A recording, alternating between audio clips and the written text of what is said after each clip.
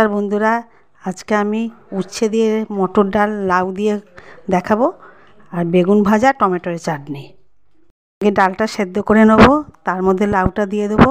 লাউটাও যখন দেখব সেদ্ধ হয়ে গেছে তখন নাবিয়ে এবার কড়ায় তেল দেবো, দিয়ে উচ্ছেগুলো ভাজবো। তার সাথে আমি সর্ষে ফোড়ন দেবো আর রাঁধুনি বাটা দেবো আর শুকনো লঙ্কা ফোড়ন দেবো। দিয়ে এবার ভাজা ভাজা হয়ে যাবে তখন লাউ ডালটা ওর মধ্যে ঢেলে দেবো, দিয়ে নুন দেবো, মিষ্টি দেবো, দিয়ে হয়ে গেলে নামিয়ে নেবো। তাহলে হয়ে যাবে আমাদের লাউ ডাল। আর তারপরে হয়ে গেলে আমি বেগুন, এই ডাল আর উচ্ছে ডালের সাথে বেগুন ভাজা খুবই ভালো লাগে। তারপরে আমি বেগুনগুলো ভাজবো। চাটনি করার জন্য কড়ায় তেল দেবো, পাঁচফোড়ন দেবো, টমেটোগুলো দিয়ে দেবো, তারপরে নুন দেবো, একটু হলুদ দেবো, দিয়ে একটা কাঁচা লঙ্কা দেবো, দিয়ে টমেটোগুলো নেড়ে একটু জল দিয়ে দেবো। দেখবো টমেটোগুলো সেদ্ধ হয়ে গেছে, তখন চিনি দেবো।